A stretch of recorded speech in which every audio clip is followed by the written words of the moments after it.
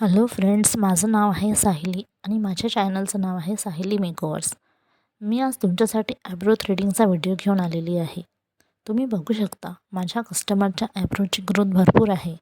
इथे मी वरच्या बाजूने थ्रेडिंग करताना आयब्रोच्या फ्रंट साईडला गाईडलाईन तयार केलेली आहे आणि नंतर त्या गाईडलाईननुसार समोरचे केस काढून घेत आहे. आपल्याला आयब्रोला पॉईंट द्यायचा असेल तर तुम्ही बघू शकता मी थ्रेड कशा प्रकारे पहिले वरच्या बाजूने तिरपा घेऊन केस काढत आहे. नंतर जिथे आपण पॉईंट दिला तिथून पुढे आयब्रोच्या मागील कॉर्नरचे केस काढायला थ्रेड पॉईंटपासून खालच्या बाजूने तिरपा घेतला आहे आणि पॉईंटची गाईडलाईन घेऊन थ्रेडनी केस काढत आहे. त्यानंतर आयब्रोच्या खालच्या बाजूचे केस काढताना पण सेम आपल्याला फ्रंटमध्ये गाईडलाईन तयार करून घ्यायची आहे.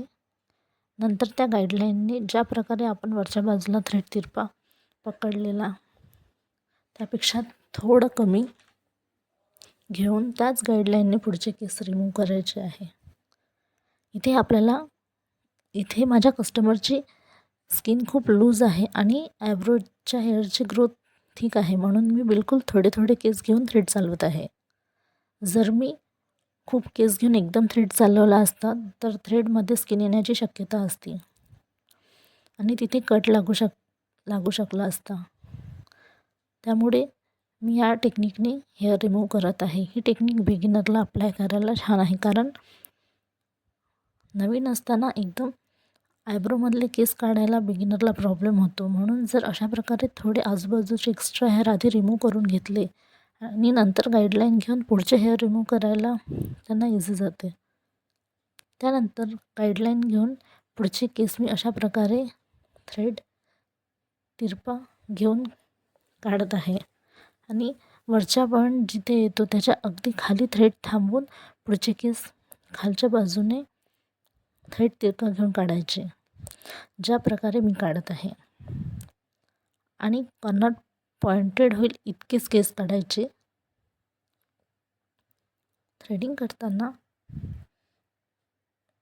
एक गोष्ट नेहमी लक्षात ठेवायची की आपण जे कैची बनवतो ना त्यात जे केस त्यात ते केस अडकून घ्यायचे आणि आपल्याला जेवढे केस काढायचे आहे थ्रेड तेवढाच चालवायचा. आयब्रोच्या खूप आतमध्ये थ्रेड टाकायचा नाही, कारण बिगिनरच्या हाताने हा प्रॉब्लेम होऊ शकतो. ते एकदम आयब्रोच्या आतमध्ये थ्रेड एकदम जर त्यांनी थ्रेड ओढला तर तो आयब्रोच्या आतमध्ये जाऊ शकतो.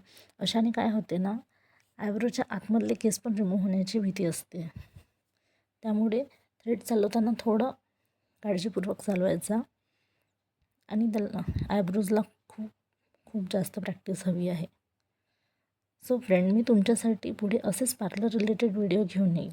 तुम्हाला जर ते बघायला आणि शिकायला आवडत असेल तर साहिली मेकओव्हर्सला सबस्क्राईब करायला विसरू नका. सो फ्रेंड्स, तुम्ही बघू शकता इथे मी बाकीचे उरलेले केस जे आहे ते इथे छान रिमूव्ह करून घेत आहे. पूर्ण केस रिमूव्ह करून घ्यायचे, एक्स्ट्रा हेअर्स जे डोळ्यांवर वगैरे असतात, कारण ते मग नीट अँड क्लीन थ्रेडिंग दिसणार नाही. त्यामुळे पूर्ण बारीक बारीक केस इथे रिमूव्ह करून घ्यायचे आहे. तुम्ही बघू शकता. आणि थ्रेडचं प्रेशर हे खूप जास्त द्यायचं नाही आणि खूप कमी पण द्यायचं नाही. खूप जास्त प्रेशर दिल्याने स्किनला रॅश पडू शकतो आणि कट लागू शकतो. आणि खूप हलक्या हाताने जरी आपण थ्रेड वर ओढला तरी पण स्किन येण्याची शक्यता असते, कारण केस एकदम असे स्किन उचलल्या जाते थ्रेडमध्ये केसांसोबत. त्यामुळे आणि हा आहे माझा फायनल रिझल्ट थ्रेडिंगचा. सो फ्रेंड्स, कशी वाटली threading please comment down. Thank you.